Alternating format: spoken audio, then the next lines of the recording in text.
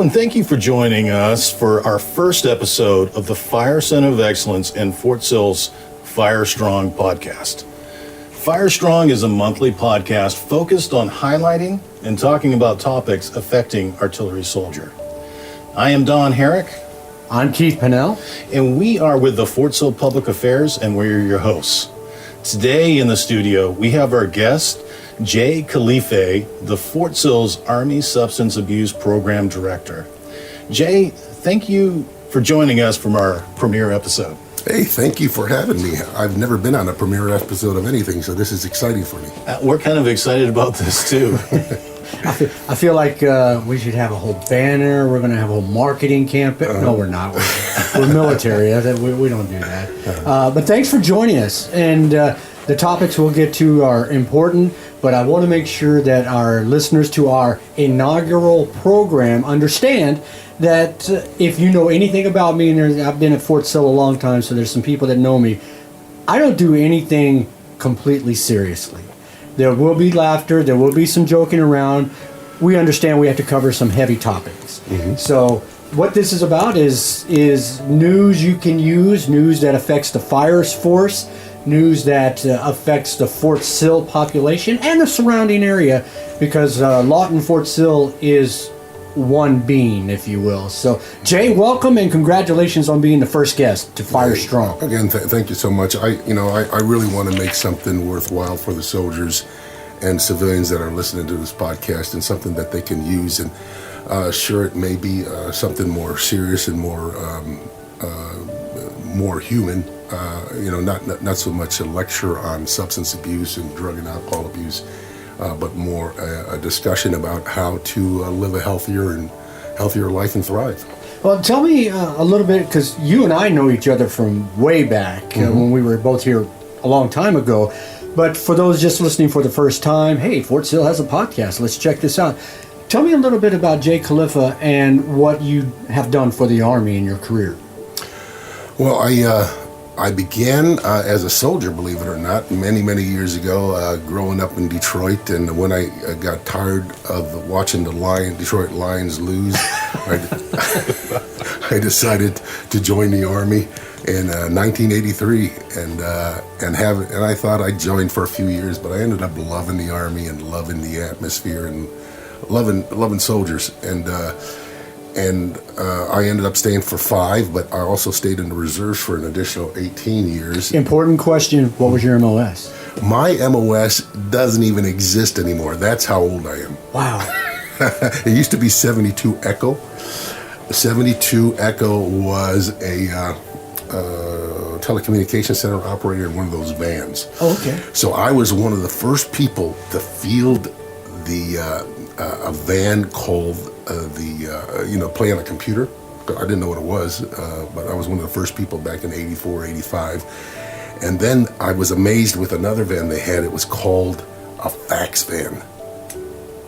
A fax van. A van dedicated to just faxes, because I couldn't understand how something can come electronically and create an image.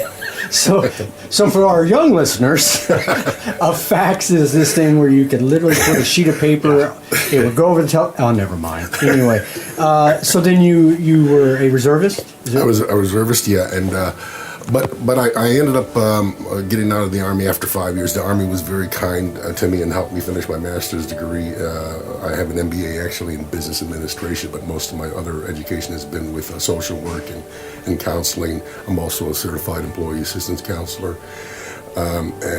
So that basically I try to bring business principles to social work and help it be more efficient and effective, and help soldiers, again, live healthier and happier lives.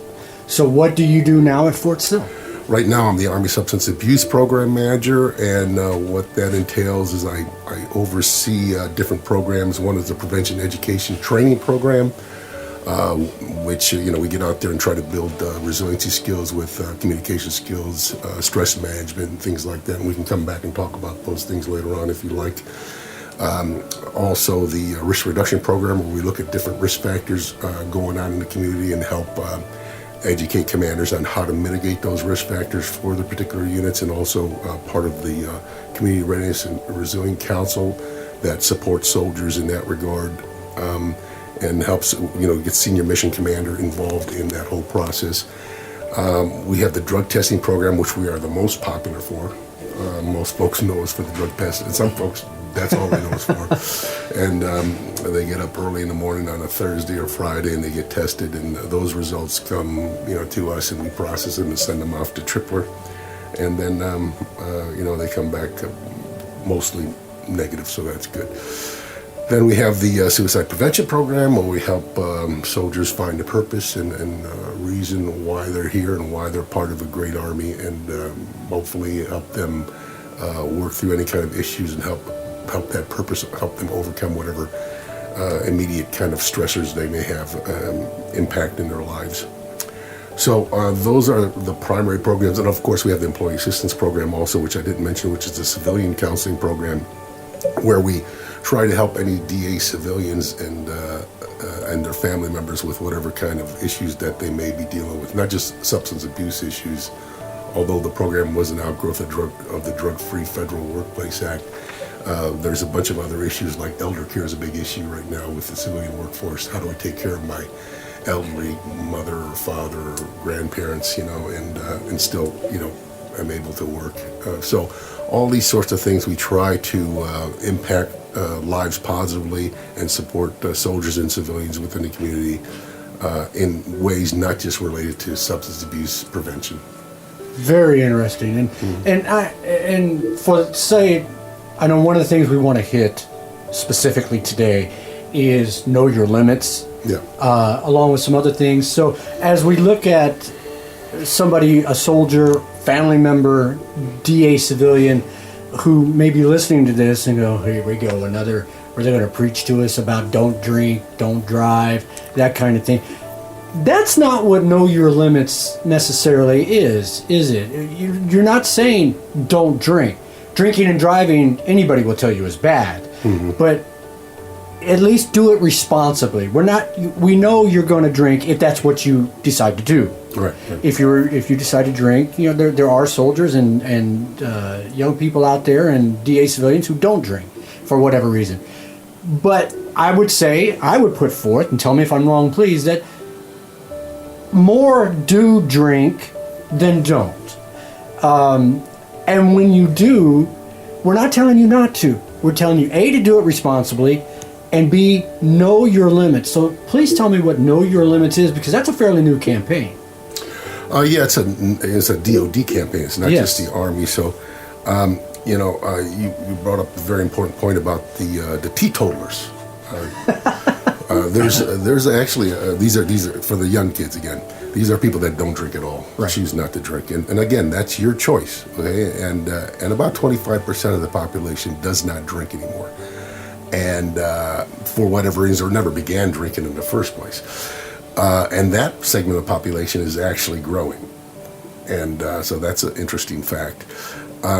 The responsible drinking, Stephen Covey in a book called The 7 Habits of Highly Effective People. Mm-hmm. If you ever read the book, it is fantastic. And he describes what responsible is.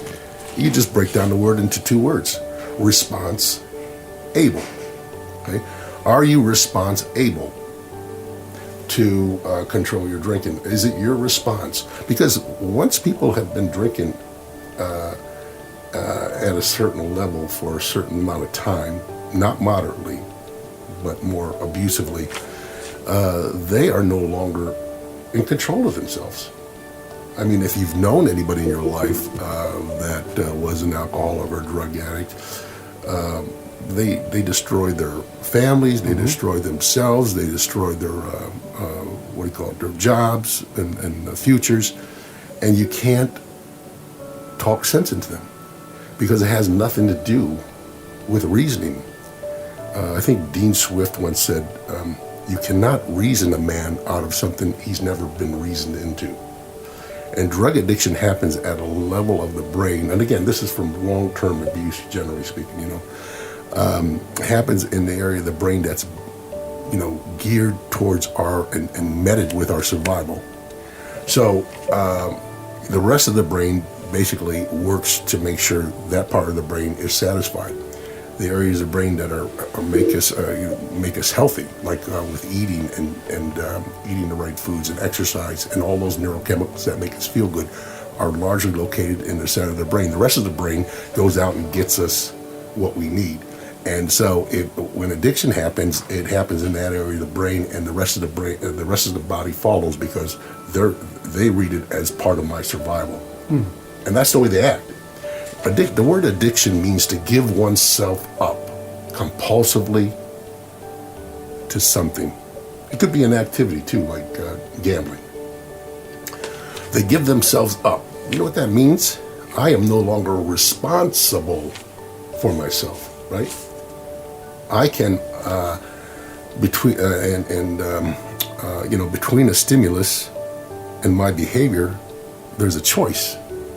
And that choice is always going to be towards abuse at a certain level, after long-term drinking abusively.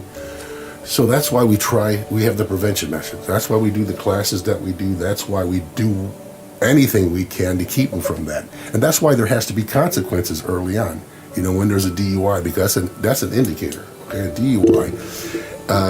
The hallmark of abuse is continued use. Somebody gets a DUI and they continue to use at the same or higher levels. That is the hallmark of abuse, because consequences are supposed to steer us in the right direction, right? We spend all that money on a DUI. We can't drive for a while. We're maybe demoted, whatever. That should wake us up, right? But some people, that doesn't even help. And the danger there, if it's not, because the Army believes in the disease concept, and the disease is progressive, chronic, and fatal at one point, right? It's not going to get better.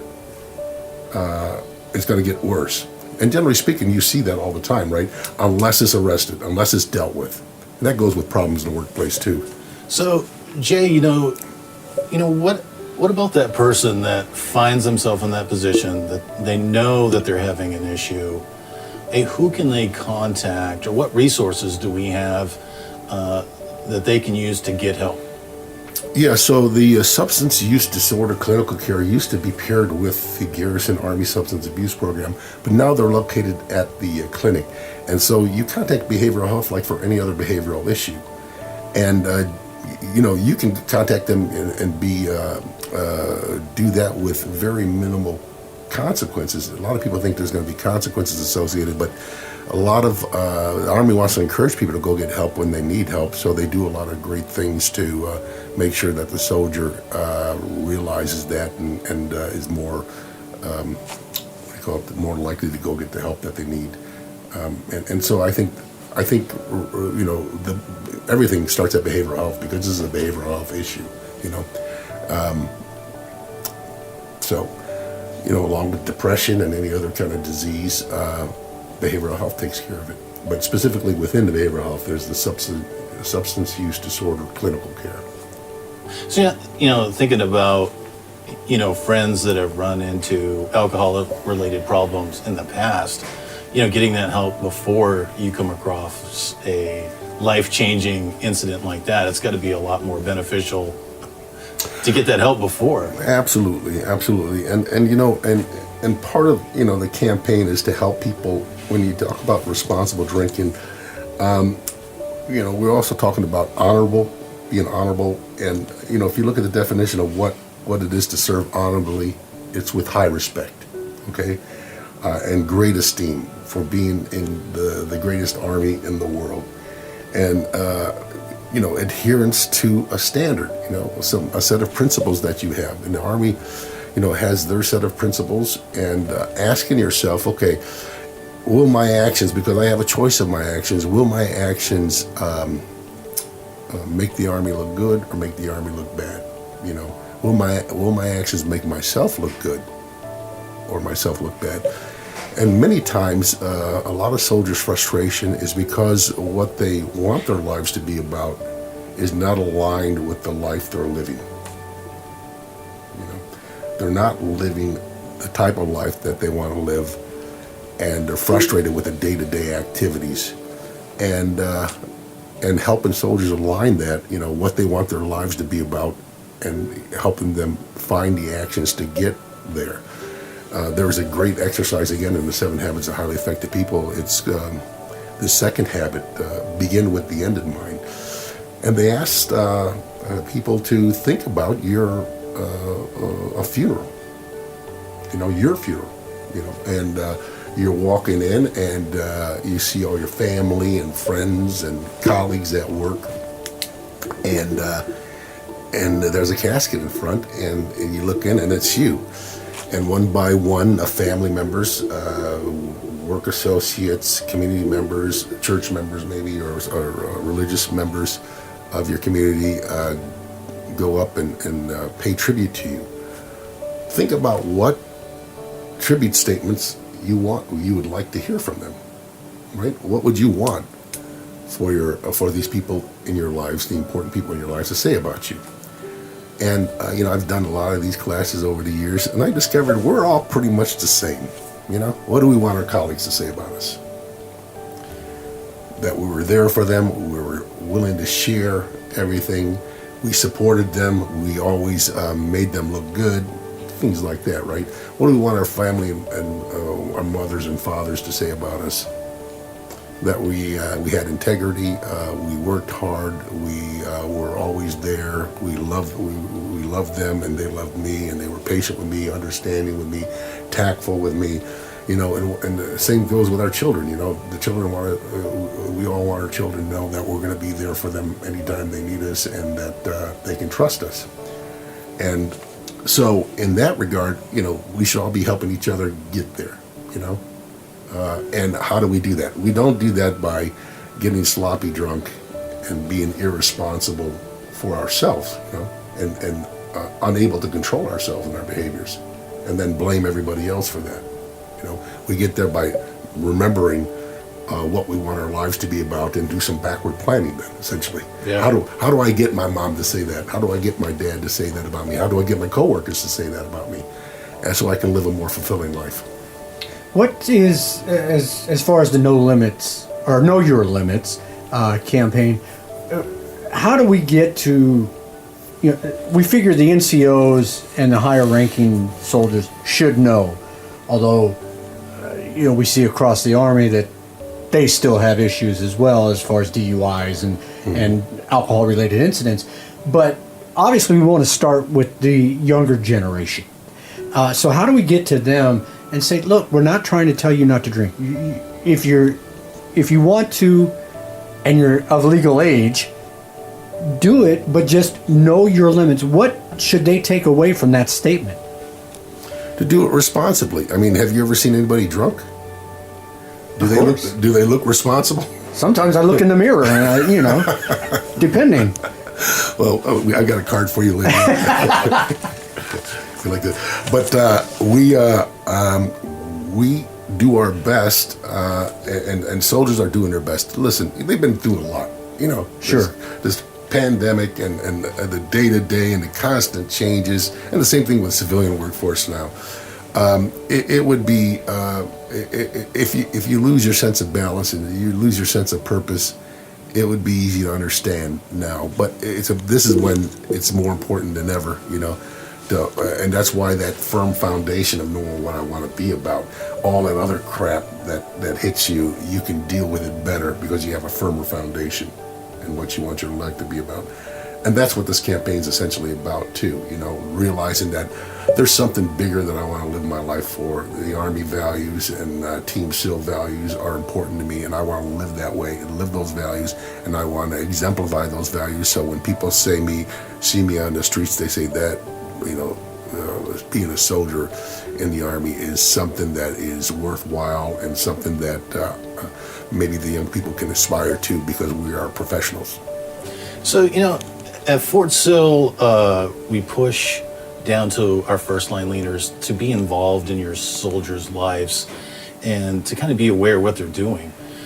For those first line leaders that are out there, Jay, what are some warning signs that soldiers who may be having problems with addiction or going a little too far with alcohol and starting to go down that trail, what are some examples or warning signs that you could share with those first line leaders? Well, first I would say, I definitely sympathize with you. It must be very difficult to be a first line leader now. There's so much being thrown at them. I see them all the time. We go there, brief them, and now this additional pandemic concerns and keeping people. A lot of stresses right now. A lot of stresses right now, probably more than usual, I would say. So first, take care of yourself. Make sure that Absolutely. that if you need help, you can go. You can go get help yourself, and because what you do is even more important. In a sense, because you're in charge. You have the charge of all these soldiers, and the other thing I would encourage the leaders to do is a lot of times a lot of the stressors in a unit is because there's a breakdown of trust in the organization, and we see that with the unit risk inventories that we conduct. Some soldiers are just not trusted in a leader, and I think it was. I forgot who said it over 2,000 years ago. To be trusted, you have to be trustworthy. And to be trustworthy, you have to be of good sense. You know what you're talking about, know your jobs. Good character. You don't lie, steal, and cheat, or otherwise people find it difficult to trust you. And the last one is to be of goodwill. Look out for your people, right? It's hard not to trust a leader like that, right? So when you're doing everything you can to create a trusting environment and let them know that, hey, I'm looking out for your future, even if you get a DUI, even if you're having a hard time, right? I'm looking out for your future because I know once you get to the point of addiction, our success rate as counselors and people at the SUTC diminish greatly. We want to get you before you're addicted.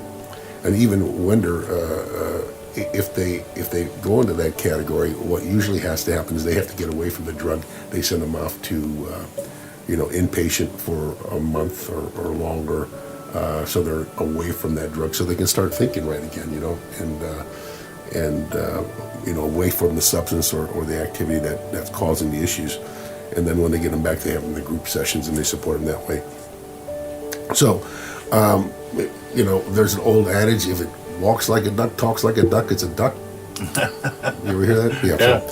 So, if you see a soldier, performance diminishing, behavior erratic, starts to not care for the way they take care of themselves, the looks of their uniforms, if they attendance is shoddy, you can't depend on them anymore. Something else is possibly controlling their lives and not themselves anymore. So, if there's something about responsibility, it's about staying in control of your life and what you want your life to be about. Sure. To me, that's responsible. I want to ask you something real quick about, and we just have a couple of minutes left, but one aspect of your office that dovetails nicely to what you were just talking about is risk management. Right. How can a commander take advantage of that to lower maybe some of the numbers in his unit or something like that as far as soldiers getting into trouble? For many of the units, we've been conducting these unit risk inventories for many, many years. And so we have a profile of every unit and where 15 different risk factors lie. Things like crimes against property, crimes against people, AWOLs, even sexually transmitted infections, things like that. We've been monitoring accidents, injuries for a while. We can also come in and talk to soldiers or do an inventory, unit risk inventory, and get that data, and then we come back and we share the findings with commanders, But that's part of the reason why we were able to identify the lack of trust, because that's one of the things we asked them about, in the unit, because this is a self-assessment. Soldiers provide this information not to the commanders. They give it directly to us, and we process it and come back with a one-page report of where they stand and where their risk profile is, and where they should probably be focusing their efforts. So it's a very handy tool for commanders. Also, we can come in there and do a group facilitation for the soldiers and hear from them directly what's going on, and actually build something called a mutual action plan to help them work for that's more solution focused, action oriented, and help them improve the situation on the ground. You can also do it for a civilian office, say like, I don't want to put us in the spotlight, but say like an all civilian office like the public affairs office, or say DRM or something like that, correct? Yeah. It's an outgrowth of the. I'm also mediation. I have a mediation certification, so it's an outgrowth of the dual party and multi party mediations. Group facilitation. We sit everybody around a table and we ask them, hey, what actionable, observable things that the organization can do to make it better. We get it on paper. Everybody keeps up their end of the bargain. Trust is able to be found again in the organization and built up again from there. And I wasn't putting PAO or DRM in the spotlight. That was a good save. That just happened to be the ones that came to mind that had lots of civilians in it. You're so, Jay, thank you very much. It's been a pleasure, and learned a lot. And the whole thing is know your limits. You know if you go out, if you drink 4 or 5 of these drinks, that you're probably going to be not yourself. We're not telling you not to drink. We're certainly telling you not to do drugs because that's illegal. Mm-hmm. But we're not telling you not to have a good time. Right. Just do it responsibly. And that you mentioned the word responsible about 80 times there. So thanks for coming in and helping us understand that. Yeah. So, Jay, if people are out there and they're trying to get help or schedule a unit class meeting, how can they get a hold of your organization? All they have to dial is 580-442-4657, and it'll get me directly, and I can help them steer them in the right direction. I think it's a timely message too about drinking, especially during the playoffs. Oh no! Especially if you're a Detroit fan, right, Jay? And a Cowboys fan. So, Jay, we're getting ready to wrap up. I just wanted to see if you had anything else you wanted to add as we're getting ready to close. No, I really appreciate the opportunity to sit down with you guys. I hope I've provided something that would be helpful for the soldiers and civilians out there and family members, and really, really look forward to doing more of these with you later on. That's awesome. So we'd like to thank our guest, Jay Khalifeh, the Army Substance Abuse Program Manager for Fort Sill, for talking to us today. And you have been listening to the Fire Strong Podcast.